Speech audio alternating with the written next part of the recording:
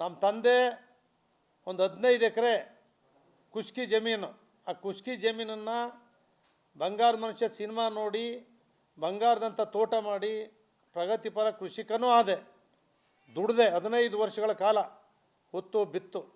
ಅದಾದಮೇಲೆ ಒಂದು 15 ಎಕರೆ ಜಮೀನನ್ನ ಅಲ್ಲೇ ಕೃಷಿ ಲ್ಯಾಂಡನ್ನು ಪಕ್ಕದಲ್ಲಿರೋವನ್ನ ತಗೊಂಡಿದ್ದೀನಿ ಊರ ಹತ್ರ. ಬಿಟ್ಟರೆ ಇನ್ಯಾವುದು ಖರೀದಿ ಮಾಡಿದಾಗಲಿ ತೊಡಗಿಸ್ಕೊಂಡಿರೋದಾಗಲಿ ನನ್ನ ಬದುಕಲ್ಲಿ ನನ್ನಂಥ ರಾಜಕಾರಣಿ ಈ ರಾಜ್ಯದಲ್ಲೇನೋ ಈ ದೇಶದಲ್ಲೇ ಇನ್ನೊಬ್ಬ ಇಲ್ಲ.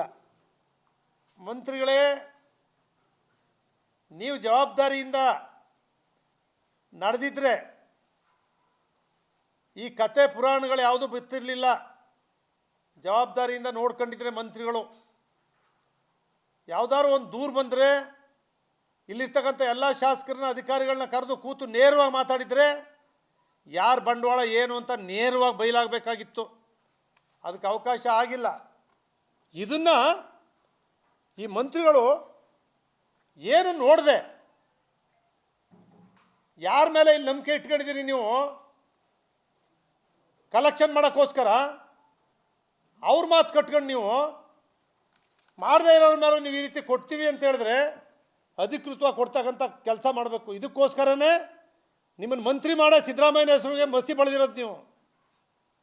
ನೀವು ಸರಿಯಾದ ಸ್ಕೂಟಿನಿ ಮಾಡಿ ತಪ್ಪಿತಸ್ಥರಿಗೆ ಆಗಲೇ ಶಿಕ್ಷೆ ಕೊಟ್ಟಿದ್ರೆ ಈ ಗತಿ ಬರ್ತಾ ಇರಲಿಲ್ಲ.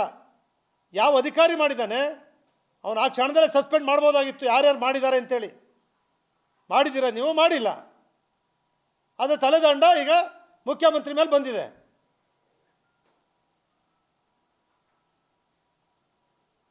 ನಾನು ನಿಮ್ಮ ಮಂತ್ರಿಗಳಿಗೆ ಹೇಳಲಿಕ್ಕೆ ಬಯಸ್ತೇನೆ, ನಾನು ಹೇಳ್ತಾ ಇದ್ದೇನೆ, ಸತ್ಯಾಂಶ ತೆಗೆದು ನೀವು ಯಾವತ್ತು ನನಗೆ ಅಲಾಟ್ ಮಾಡಿದಿರಿ ಸೈಟ್ನ, ಅಥವಾ ಯಾವತ್ತು ಇದನ್ನು ನಾನು ಕೊಟ್ಟಿದ್ದೀರಿ ನನ್ನ ಹೆಸರಿಗೆ, 7 ದಿವಸದೊಳಗಡೆ ಮತ್ತೆ ಪತ್ರಿಕಾ ಹೇಳಿಕೆ ಹೇಳಿ, ಇಲ್ಲದೆ ರೈಟಿಂಗಲ್ಲಿ ಕೊಡಿ ನನಗೆ. ಪದೇ ಪದೇ ಈ ರೀತಿ ಪ್ರಾಮಾಣಿಕವಾಗಿರ್ತಕ್ಕಂಥವ್ರನ್ನು ಕೂಡ ಮಾನಹಾನಿ ಮಾಡೋಕ್ಕೆ ಹೋಗಬೇಡಿ. ನೀವು ತಿಳ್ಕೊಂಡು ಮಾತಾಡಿ. ಒಬ್ಬ ವ್ಯಕ್ತಿನ ಅಳಿಸಿ, ನಾನು MLA ಆದಮೇಲೆ 50 ವರ್ಷದಿಂದ ಅಥವಾ MLA ಜಿಲ್ಲಾ ಪಂಚಾಯತ್ ಅಧ್ಯಕ್ಷ ಎಲ್ಲ ಇದ್ದೀನಿ. ತನಿಖೆ ನನ್ನ ಹೆಸರಲ್ಲಿ ನನ್ನ ಕುಟುಂಬದಲ್ಲೇ ಎಷ್ಟಿದೆ, ಬೇರೆಯವರು MLA ಆದಮೇಲೆ ಎಷ್ಟೆಷ್ಟು ಮಾಡಿದ್ದಾರೆ, ಈ ರಾಜ್ಯದ 225 ಜನದನ್ನು ಮಾಡಲಿ.